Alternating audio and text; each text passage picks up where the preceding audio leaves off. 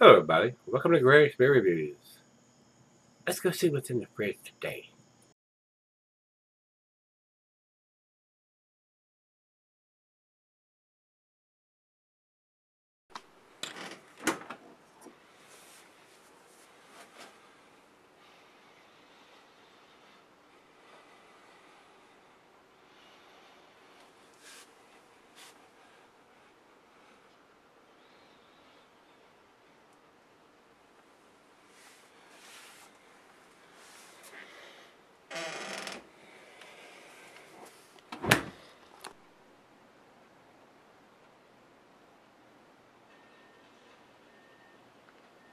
Hey guys, thanks for stopping by today. Today's beer is Pizza Port Brewing Company's Chronic Ale.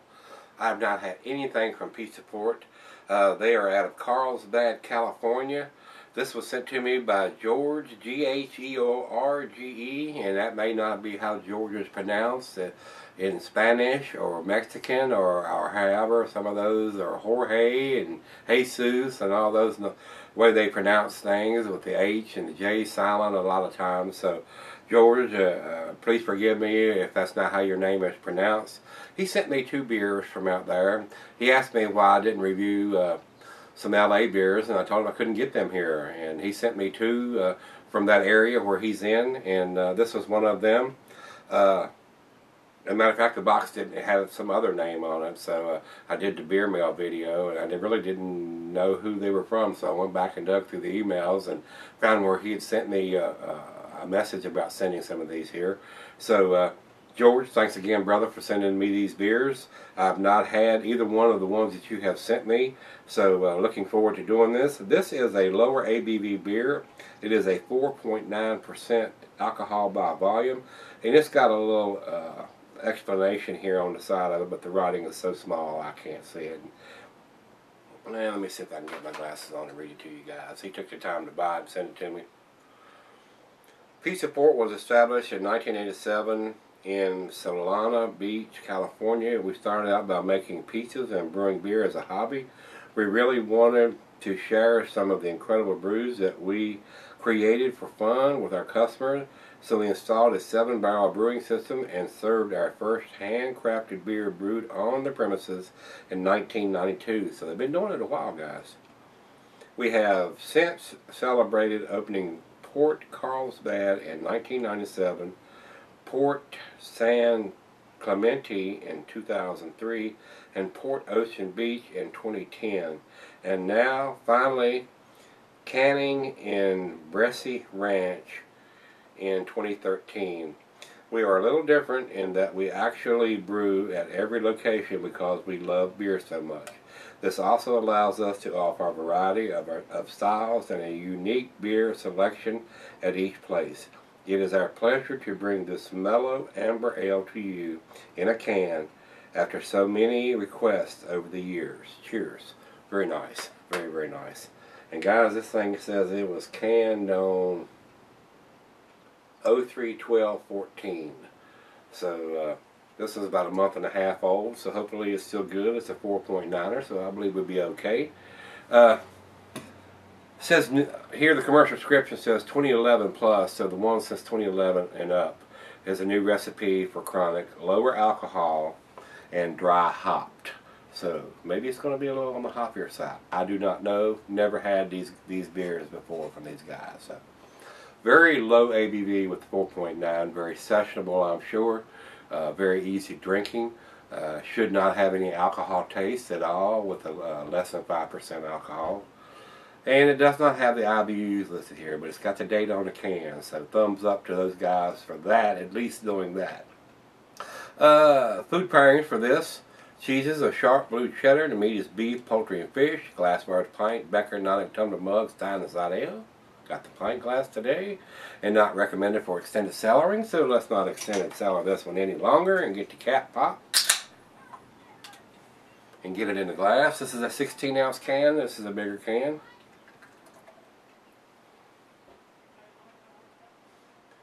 So let's go down the center and see if we can get us a nice head. Not generating a lot of head. We got us about on that aggressive pour. almost a finger of head. And this is a 20-ounce glass. Even though it does not look like it. I doubt if I could get, if that's a 16-ounce can, I could get 20 ounces in this 20-ounce glass, guys. But that's what they said it was when I bought it.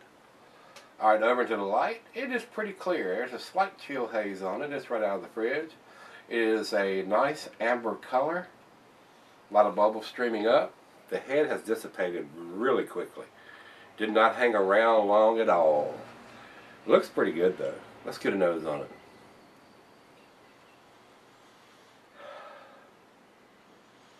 Not a huge hop present here. I'm getting more malt than anything else.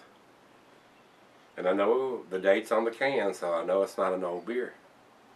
But it does seem to be more malty. There is a slight herbal, I wouldn't call it citric, but there's a slight herbal floral hop characters. They don't say what hops they use in this. Not getting a huge, and for a West Coast beer, I'm not getting a lot of pine or grapefruit or anything like that in it. Very sessionable, I would think, without that big hot presence. So they've probably brewed this for most people coming in and having pizza for it, and not being too strong for their palate. Something that's going to have a little more taste than your Bud Miller, of course, guys. And they want to offer their own beer to those customers just to give them a little more taste and to sell them their own beer. So. And the head is completely gone now. It's not even covering the top of the beer. So let's give it a taste. Cheers, everybody. Cheers, George. Thank you, sir.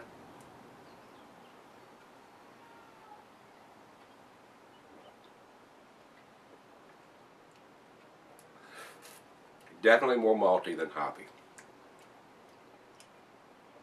I'm getting a toasted malt, caramel, toffee, and not a lot of hop presence.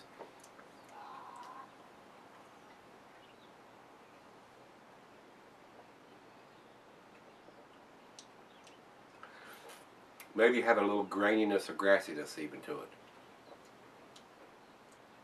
But I am getting the rich toffee sweetness, a little caramel.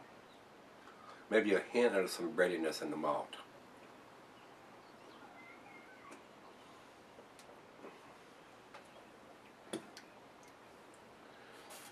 If you're a macro lager drinker, this would be a real easy transition into beer. And like I said, and that's probably why they have brewed this. I can't see how they've dry hopped this with anything substantial. Especially in American hop. They may have dry hopped it with a European hop or something. I'm not sure. It does not tell me that. But I'm not getting anything like an in-your-face hop profile like a lot of the amber ales or pale ales, or even some of the IPAs. I mean, some of the IPAs aren't really hoppy at all either. They're more subdued, and this is one of them. This is a more subdued hop present beer, and this is a excuse me, an amber / red ale is what I've got here. So it's really not that red. It has a deeper amber color than a lot of them do, but it does not have a huge hop profile. So I was expecting being a West Coast beer, I was expecting a little more hop presence in that, especially once I found out that it was dry hopped, but it is not. But it is what it is, guys. I'm not blown away by this beer. It's a tasty beer. It's a well-made beer, but I'm not sure it quite fits the style, and especially since they say it's dry hopped. So let's let it warm up a tad and let her taste it and see what she thinks of it, and we'll come back and do the final chug on this one. A nice, easy drinking summer type beers. I mean, it's not heavy at all, not getting any alcohol whatsoever. So I'll be right back and we'll do the final chug on this one, guys. Stick around. Hey guys, I'm back. Got just a little left here. Not overly blown away with this beer. I was really expecting something a little bit hoppier than what this is for a West Coast beer. What I would consider this as a transitional beer, and like I said earlier, they're trying to get the macro lager drinkers that come in to their place of business when they're having their food and try one of their beers that's not going to be overly anything, not overly hoppy, not overly malty, not overly anything. A good transitional beer from the Bud Middle Coors brands into this. So, with that being said, final chug.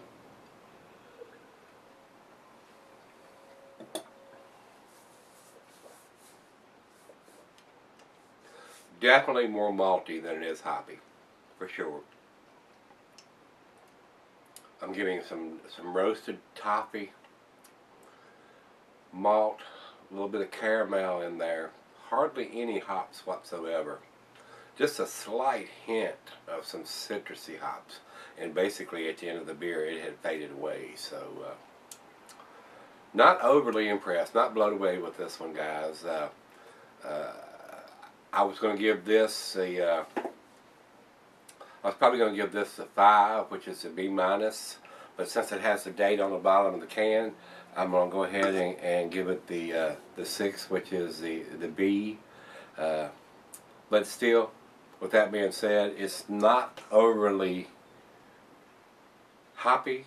It's more malty than it is anything else. I'm getting the sweet toffee and a little bit of roasted malt and just a hint of some citrusy hops. So a little disappointed that it's not more hops, especially since it says it's dry hopped. And I would probably think that they're using some kind of European hops, maybe Siles or Tetanang or maybe Kent Goldings or something like that in this beer. But I got a feeling that they're making this beer not to be too overwhelming for the standard palate, and trying to get some of the Bud Middle Coors guys over to their beer when they come into their restaurant. So that's just my opinion, guys. I'm not out there. I've not had anything from these guys before. So George, thanks a bunch for sending this to me. I'm definitely appreciative that I got to try this beer. But my opinion of it is that it's more of a transitional beer from the macro lagers into something with just a tad more taste than what those beers are going to have. So I'm sticking to my guns on that one. Let's go see what everybody else thinks. We'll go over to Beer Advocate first. Beer Advocate says 77, which is in their okay range. I kind of agree with that. It is an okay beer. It's what I consider a transitional beer, guys. Especially if you're a seasoned craft beer drinker. Now, if you're a macro lager drinker, it may be wonderful. It may have all the taste that you're looking for, and you would probably rate it a little higher if you've not had any other craft beers or very many craft beers, as far as I'm concerned, especially an IPA or something like that. So, over to Rate Beer. Rate Beer says 54 overall. That's very, very low number, and 78 in the style. That's more like what I would probably be giving it. Guys, nothing to write home about as far as that for a typical craft beer drinker. But if you're a Bud Middle Coors drinker and you can get a chance to get your hands on this is going to have a little more taste than those beers are going to have. So, guys, if you've had this one from Pizza Port, their Chronic Amber Ale, give me some comments back on this one, whether you liked it or didn't like it. It was okay to me. I mean, it wasn't bad. There is definitely no alcohol at 4.9%. But it's definitely more on the malt side than it is on the hop side, and I don't think it's quite balanced enough to be considered a good amber ale. It's just too malt forward, in my opinion. So, just my opinion now. But George, thanks again for sending it to me. I do appreciate it. Guys, give me some comments back on this if you've had it. Hit the like button, rate, comment, subscribe, and let's go see what's in the fridge tomorrow. I'll see you then.